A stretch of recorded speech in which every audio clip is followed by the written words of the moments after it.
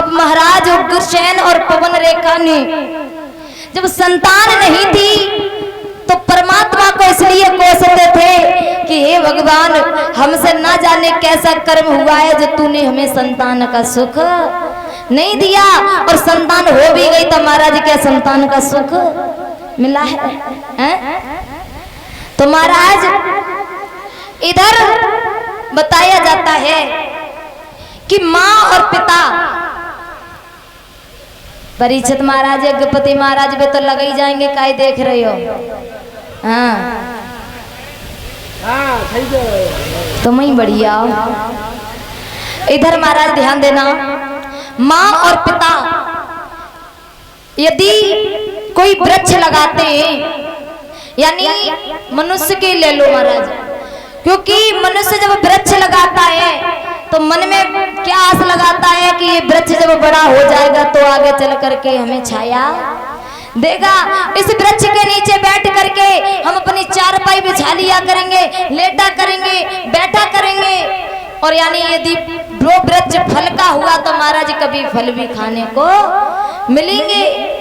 और लेकिन महाराज वही वृक्ष यदि सूख जाए तो सोचो जो वृक्ष लगाता है उससे क्या बीतती है। तो इसी बात को महाराज माता और पिता पर ले जाओ।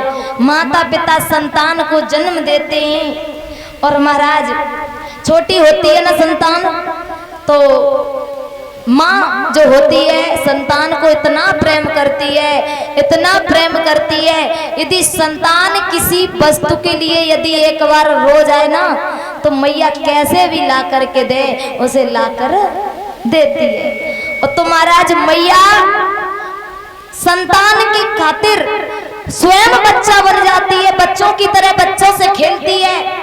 यदि संतान रो जाए तो मैया का बोले, लाला चुप हो जा, शाम को पापा आते होंगे, हप्पा लेके आएंगे, पर आज तक महाराज मैंने हप्पा नहीं देखो कैसे हो तो है। और लाला ज्यादा ही रोए तो का कह दे, अरे चुप हो जा, हवा आ जाएगा तो खाए जाएगा, और महाराज अभी तक मैंने हुआ ही ना देखो कैसे हो तो है।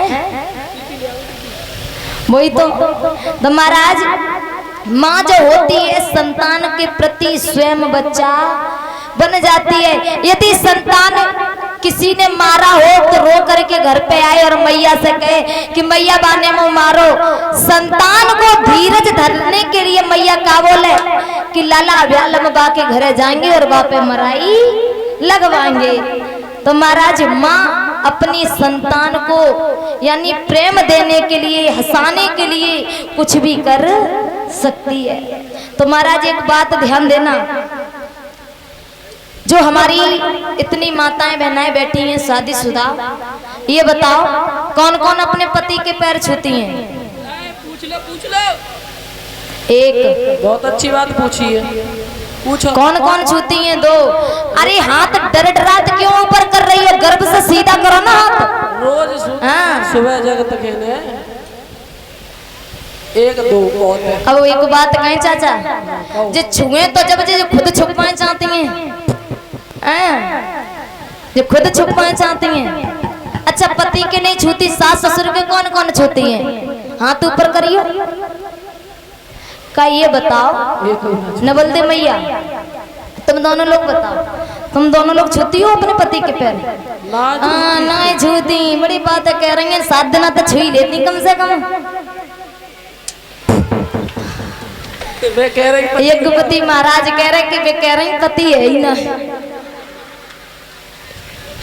बोलिए गोविंद भगवान की। वैसे आप लोगों की जोड़ी बहुत अच्छी है, हाँ हंसती खिलती जोड़ी है, बड़ी आनंदमयी है।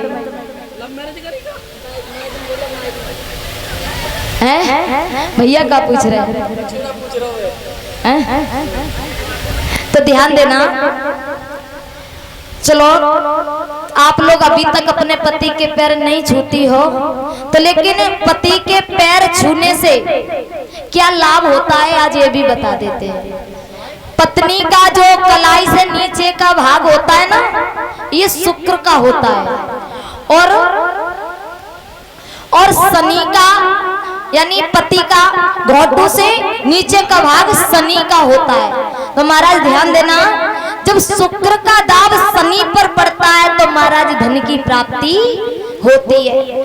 तो देख लेना, ये बताओ लक्ष्मी को किसकी देवी माना गया है? धन की देवी है कि नहीं लक्ष्मी? और लक्ष्मी ज्यादातर कहां बैठी मिलेंगी? भगवान विष्णु के हमेशा पैर साफ करती रहती हैं, दबाती रहती हैं। तो महाराज उन्हें धन की देवी क्यों बताया गया है? नहीं समझ में आई। अब धनु आए और शॉपिंग में कर जाए, का फर्क पड़े हैं? तो महाराज एक बात और बता दें, तुम देख लेना लक्ष्मी की फोटो को, ज्यादातर लक्ष्मी की फोटो महाराज खड़े में मिलेगी, हैं? मिलती है लक्ष्मी की ज्यादातर फोटो खड़े में मिलेगी और सरस्वती की फोटो ज्यादातर बैठे हुए मिलेगी। यानी इसका भाव समझते हो क्या है? हाँ, लक्ष्मी का फोटो खड़े में मिलेगा, यानी ये लक्ष्मी रुकने वाली नहीं है, कभी यहाँ कभी वहां। और सरस्वती का फोटो बैठा हुआ मिलेगा, क्योंकि पहली बार तो सरस्वती आती नहीं है और आती है फिर जाती नहीं है। बोली वृंदावन बिहारी लाल की। और यदि एक बात कह दे, ये जो श्रीमद् भागवत होती है ना, इसे ले लो तुम या कुछ भी ले लो, ज्ञान की बात ले लो, ठीक? तो ध्यान देना, यदि तुम ज्ञान का कुछ सीखो तो सबसे पहले तो तुम्हें नींद आएगी। नींद आएगी और मन में क्या विचार आएगा?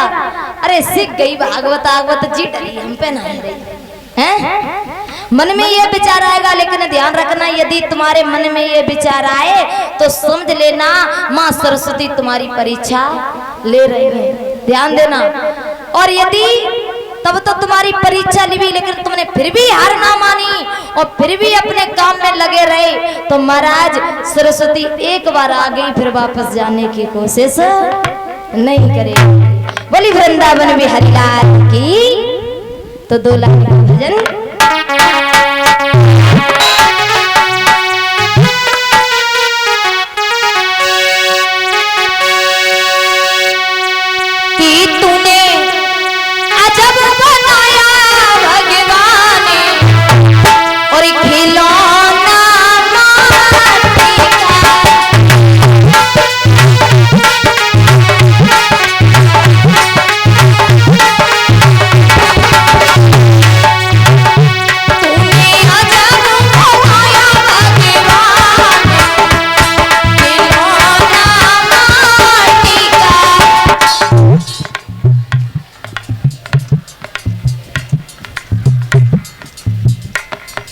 अबे आवाज नहीं कर रही और तुम्हें कोई कंडा पहुंच जाए।